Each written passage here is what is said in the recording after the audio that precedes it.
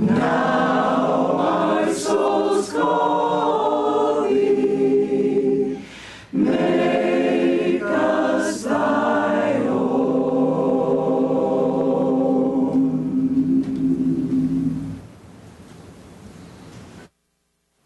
Good morning, everyone.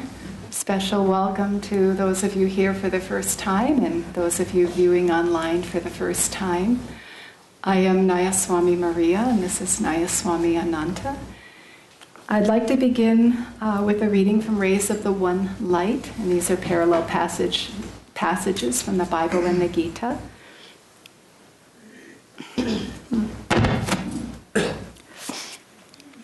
This week's reading is entitled Living in the Presence of God. Truth is one and eternal. Realize oneness with it in your deathless self within. The following commentary is based on the teachings of Paramahansa Yogananda. In the Gospel of St. Matthew, chapter 25, we read of a king, capitalized, for the reference is to God, who welcomes certain devotees to the divine consciousness, saying, I was an hungered, and ye gave me meat. I was thirsty, and ye gave me drink. I was a stranger, and ye took me in. Naked, and ye clothed me. I was sick, and ye visited me. I was in prison, and ye came to me. The elect asked him when it was they had served him in these ways. And the king answered, Verily I say unto you, inasmuch as ye have done it unto one of the least of these my brethren, ye have done it unto me. To see God as residing in every human being, as indeed he does, is to open oneself to limitless opportunities for serving him. Paramahansa Yogananda, in Autobiography of a Yogi, described a saint who lived in this consciousness as the greatest man of humility I ever knew. He described a seemingly chance encounter with this saint. Another day found me walking alone near the Howrah Railway Road station.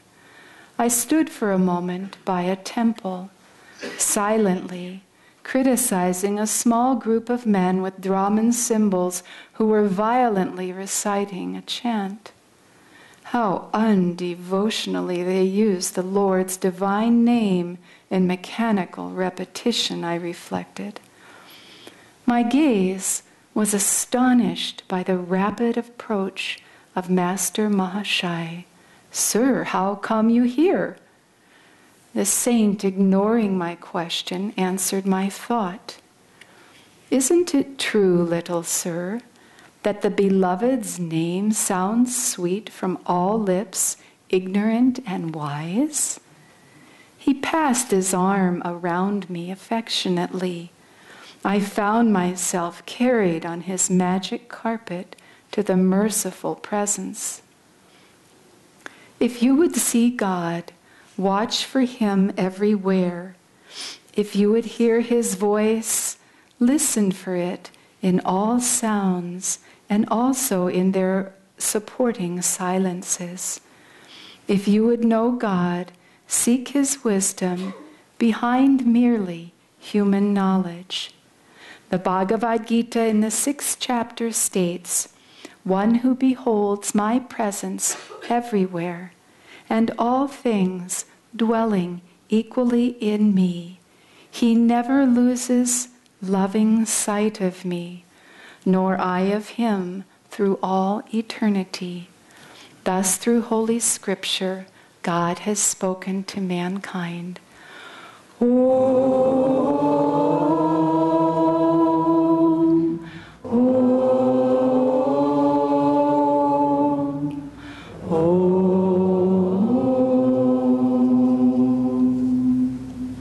Well, I would also like to welcome you all and thank you for joining us today, whether on a computer or in person. I would like to read a brief prayer from Whispers from Eternity.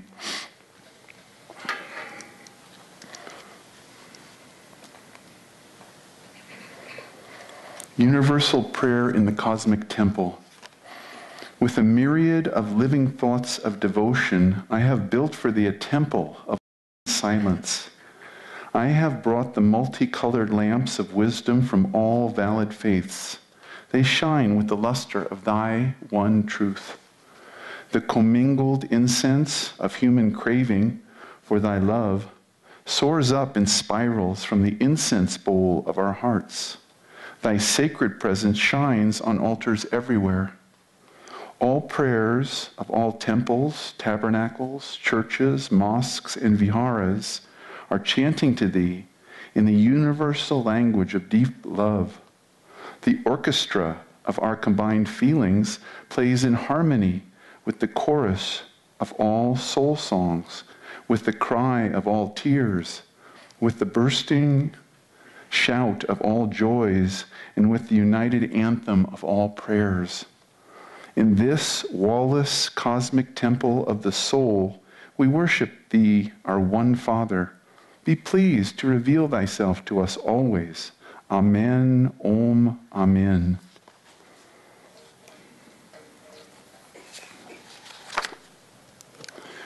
We're supposed to address living in the presence of God, and this is a very good idea. I'd like to outline the bandwidth briefly, if I may, of this experience of living in the presence of God. Let us start on the high point, and this is the state of oneness with God that is experienced beyond creation, beyond form, beyond any limitation. This is the state that the avatars come from when they have to come down into human manifestation. Paramahansa Yogananda said that he and Buddha and Krishna and Christ and all the other avatars, when they have to come out of that state of tranquil, unbroken thrill, out of that state of formless, complete fulfillment, of ecstasy, joy, beyond imagination of expectancy, when they have to come back of their own volition, because a prayer of love went up from earth, and God responded, Master Yogananda said, it's like putting on a big, thick overcoat on a hot day. It's a little uncomfortable. It's not really pleasant. It takes a little getting used to. He has to get used to the consciousness of this planet, and the Maya, and then the body he has to tote around, the culture that he has to experience, language, the receptivity of the people that he's there to share this cosmic consciousness with. He said it's difficult. I'm sure that Buddha and Christ and all the other avatars had the same experience. Let's go to the other spectrum of this bandwidth. This is us. This is the aspirants, truth seekers of all religions, all faiths, no faith, but still seeking that presence of God, knowing and remembering somewhere in our consciousness that it's there, that it's a part of us, that there is a better way to live than to tread water in this mass of Maya. These are the two ends of the spectrum. Our job as truth seekers and disciples is to deepen the experience of that cosmic consciousness in our own experience, and then to extend the duration of time that we're in that conscious presence of God. Fact is, we're always in the presence of God. We already established that. I am Om, all-pervading I am Om, omnipresent I am Om. So it's everywhere, but we're not conscious of it all the time. We're truth seekers. We're trying to be more conscious of it. We're trying to tune in to that level of reality, that bandwidth. And we're trying to move towards that state that the masters describe. Now, we do touch it in moments of meditation. We do touch it in deep practice of Hong Sa or Om or Kriya, or if you're on another path, of your mantra If you're a Zen master staring at your white wall and realizing that the shining void is the reality, it's transcending this duality and experiencing a unitive, all-fulfilling consciousness. In formal meditation, we try to do that. And sometimes we touch it. Sometimes we get to stay there.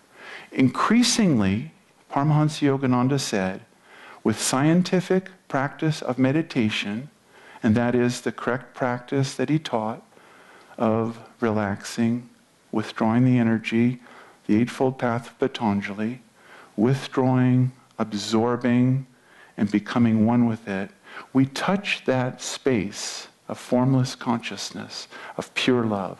Maybe we touch it for a second. Maybe we touch it for 10 minutes. Maybe we touch it for 20 minutes. Maybe we touch it like Lahiri after Kriya for 8 days. He's gone. Maybe at the all-day meditation you go there. But however much we go there, it awakens in us the memory that that's real, and this isn't real. This Maya, this extremely convincing play, is made up. It's not the reality. And as soon as we touch it, and as soon as we even remember it, we know that's where we've got to go. We become truth seekers. We become little aspiring Buddhists. We all want yoga, union with what? That. Tat. The reality of the Christ consciousness, the reality of Christ. And then down from that level, down to our bandwidth, we try to kind of nudge our consciousness up. Masters at the Howrah Station. Howrah Station, if you've not been there, as I have not been there, but I have read about the Howrah Station, and my friends all go to the Howrah Station. Howrah Station is roughly 12 million people a day going from across a bridge into Kolkata and out again in the evening. This is the commute in Kolkata in these years. This is a dynamic place. This is, if it's Satwik, you better be pretty Satwik. You better be pretty centered in that light to endure it. So Master's there, and these guys are chanting. And Master lets his consciousness go, gosh, that chanting's not very good. Something Ramesh and Bhagavati might notice. It's okay. It's not a judgment. He's just noting this is sort of violent chanting. What does Master Mahashai say? He just comes around and says, little sir, isn't it true that the name of God is sweet on both ignorant and wise lips? And Master, what does he do? He says, I wrote a magic carpet into the merciful presence, right back into the pure, undifferentiated light of God. And Master Mahashai just, that's what we need. Our job as disciples and truth seekers is twofold. One, we have to go into that state of Christ consciousness, Krishna consciousness, Buddha nature, however you want to put a term on it. My favorite term is tat. It's a Sanskrit word. It means that. I'm not going to give a name to it because that's going to blow the whole formless part of it. It's just tat. Got it? Tat. Sat, tat, om. Tat, that. Okay? Go there. In our meditation, we have to go there. We have to relax the body, not be a body. Stop being the bundle of self-definitions that Jyotisharan Devi referred to last week, that Kriyananda used the term, especially towards the end of his life, more and more. We've defined ourselves. We think we're a body. We think we've got this heavy overcoat. We think we're the heavy overcoat. We're not a heavy overcoat. We are blissful. We are omnipresent. We are infinite love. We are infinite kindness. We have to go there in meditation and meditate every day. Try to go there as deeply as you can. Practice the techniques you've been given, whatever your path. Call on the masters to give you the grace to be there. Join in satsang. We had a wonderful meditation this morning. We all just came together, everyone just trying to meditate, trying to hold on the light and realize omnipresence. I am Om, all-pervading. I am Om. Go there. And go there regularly. Go as deeply as you can. And you will find that you will experience that more deeply as you practice daily. as the weeks become months, become years, become decades, become lifetimes, become on and on and on. But more and more, the reality of that joy becomes your reality. That's step one. Step two, when you leave that meditation room, you've got to practice the presence of God. And the way to do that is, as Swami Kriyananda so eloquently said in the reading, look for it, listen for it. It's omnipresent, therefore, being rationalists, you know, it must be everywhere that you are. It must be looking at you in the faces of your customers, in your clients. Master says, start with your loved ones. They're the easiest ones. Start with all these beautiful souls that come to the expanding light and are seeking truth. Good. Look at your brothers and sisters in your ashram, in your cooperative community. And we're not even a cooperative community anymore, are we? Are we Ananda village? I don't know.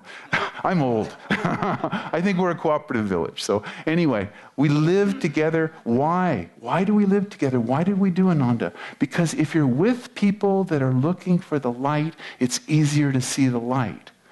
But just because they're not looking for the light doesn't mean you can't see it in them. It is omnipresent. Every human being is a child of God. And yes, that grumpy client who is complaining about the color of the scarf is the Divine Mother. Yes, these people that are just trying to aggravate you like crazy a week before Hanukkah, and they're just going off. That's the Divine Mother. Look for it. And what you have to do is connect back to the center of that light.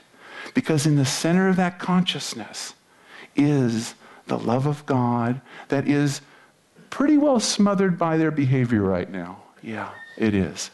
But that doesn't mean that it's not there. And it doesn't mean that you can't hold on to it. And it doesn't mean that you can't hold it in your own consciousness as a point of love for your brother and sister. And sometimes people are behaving horribly. But the job of the disciple is to see the presence of God, however faint, behind that situation. It's much easier when we're celebrating Diwali and Eid and Hanukkah and Christmas and Master's birthday, yes. But there are aberrant expressions of these high ideals. You'll see Santa selling cars, yeah. And you'll see other things that we're not even going to talk about on a Sunday. That's okay. Look past it. Look to the center of the light in your meditation and look in the center of their soul, at their spiritual eye, well beyond what even they're conscious of. Because on some level, they too are headed home.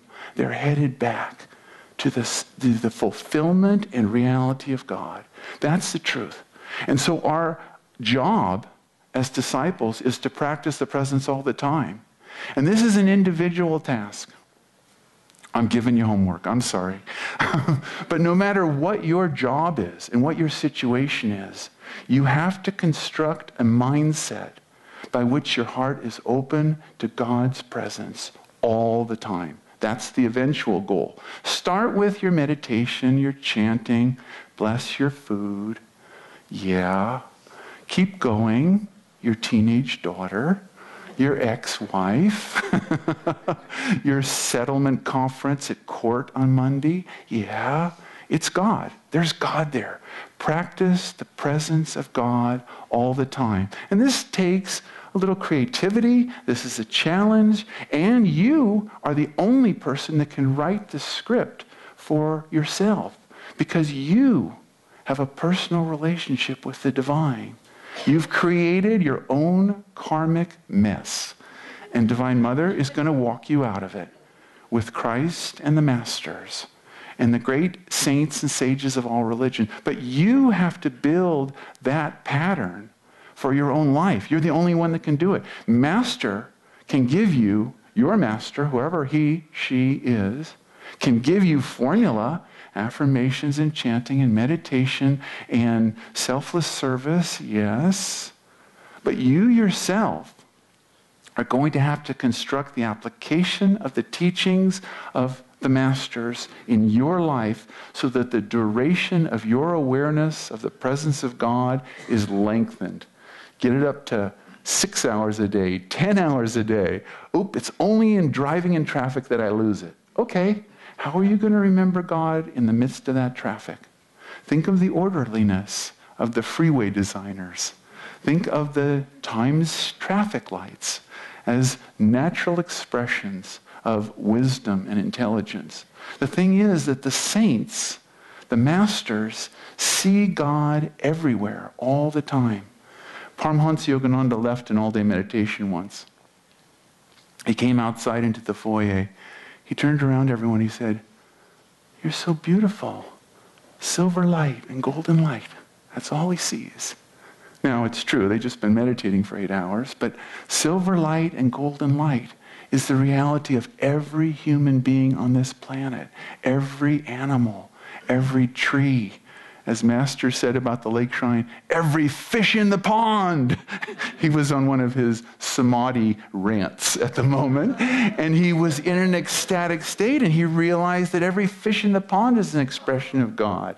And every time you watch the sunrise or the sunset and you see that light and that beauty, where is that beauty coming from? It's coming from God. Where is God? You are God. You are a part of God. You are a part of all it is. Live in that. And when it rains, thank God that it's raining. And when it's sunny, thank God that it's sunny. And when you have an illness, observe the fact that the body is going to decay. Doctors are going to do wonderful things, and intelligence on the part of the divine through a doctor or a nurse or a specialist or a lab test may be able to keep that body going. But it's divine intelligence working on divine cells. And then the cells will go away because they're not lasting. Paramahansa Yogananda lived in this world from 1893 until 1952. There's a lot of evil in the world then. Did he look at the evil? Did he concentrate on the evil? No. He knew about the evil. He knew about it. He knew about Hitler, Stalin, the Holocaust. Yeah, he knew about it. But he didn't concentrate on it. Silver light and golden light. That's what he saw. It's 2014. The evil's still here. The players have changed to protect the innocent. They're the same people. It's the same scene. It's down and dirty. But our spectrum of awareness is lifted up to that light, to that beauty, to that truth. You see it everywhere. And the closer you come to the Master, the more you live in that consciousness, the more you will hear it. In song, in silence, in speech, in action, in every brother and sister on this planet. Whether you know them and love them because you know them, or you don't know them and you love them because they're an expression of God, and you'll never see them again. And they'll be bliffed out of that body. They won't be bliffed off this light. They are part of this light. We're not the body. They're not the body. You're not the body. I'm not the body. These bodies come and go. But that spirit, that light of Christ, it never changes. Omnipresent, I am Om. All-pervading, I am Om. Celebrate this season, whatever your tradition. We celebrate Christmas, Master's birthday, New Year's. Celebrate the coming of the Masters to the baby Christ. 3 kings from across the world to honor what Christ was bringing. What was he bringing? I am Om. All-pervading, I am Om. I was hungry. He gave me food. I was thirsty. He gave me water. I was naked. You clothed me. Whatever you do to the least of these, you do it to me. That's the cosmic reality of you. You are a part of all that is. Celebrate this Christmas and this Hanukkah and this Eid and this Diwali. Celebrate everything. It is all an expression of one light. God bless you.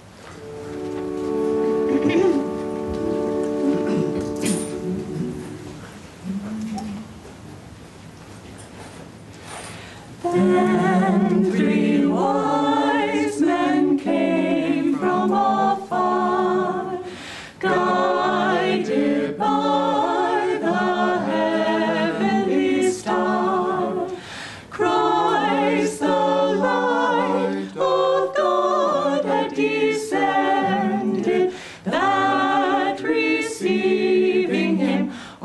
might be saved.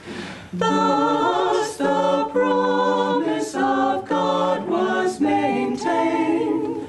Thus all true souls were called to the light, that their darkness be lifted, that their hearts be made whole. When Mary's babe smiled, he conveyed truth and grace, that their darkness be lifted, that their hearts be made whole. When Mary's babe smiled, he conveyed truth and grace. Then 3 wise men came from afar, guided by a heavenly star. Then 3 wise men came from afar, guided by a heavenly star. Christ, the light of God, had descended. Christ, the light of God, had come, that receiving